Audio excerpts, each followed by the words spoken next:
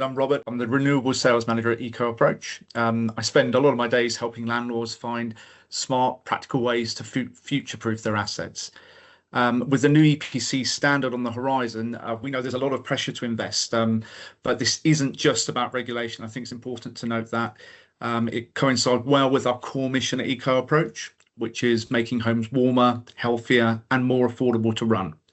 The key question, I think, for the entire sector isn't just what measures are needed, but how to choose the most effective combination for each unique property.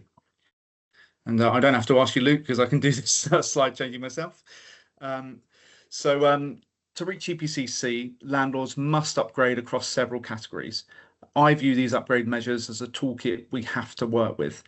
So we have insulation, which is the traditional backbone, also known as fabric. It includes major work like room and roof insulation, external wall insulation, and even smaller measures like adding cylinder jackets. We have systems and controls, which are viewed as efficiency drivers. So smarter heating with TRVs and better thermostats, or even upgrading to high heat retention storage heaters.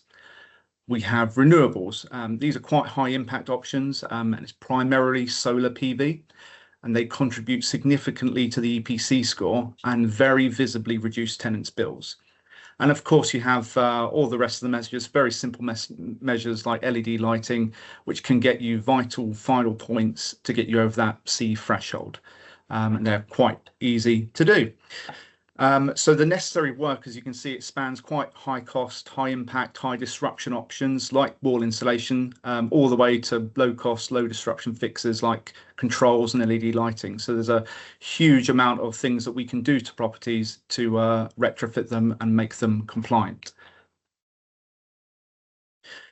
This brings us to the key strategic challenge. It's working out the optimal mix of measures required to provide the best route to C. Every property starts from a different point, so solutions aren't one size fits all.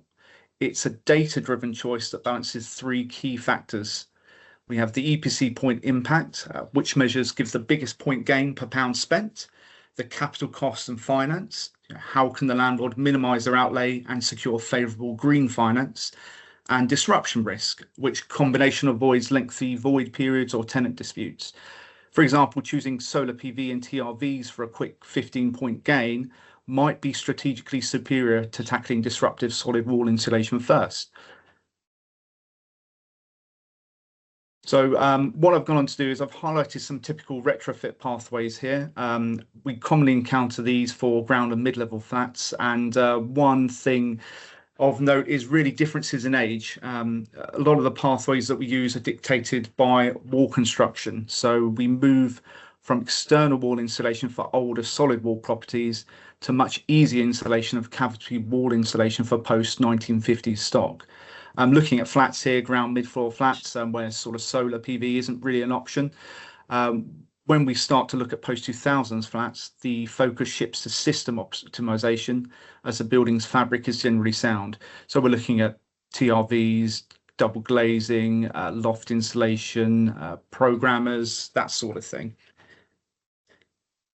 To highlight the difference, for terrace houses, we also follow a fabric first approach for older stock, but transition to full system decarbonisation for modern properties. So post-2000, recommendations move away from fabric interventions, and we focus almost exclusively on advanced technologies like air source heat pumps and solar PV.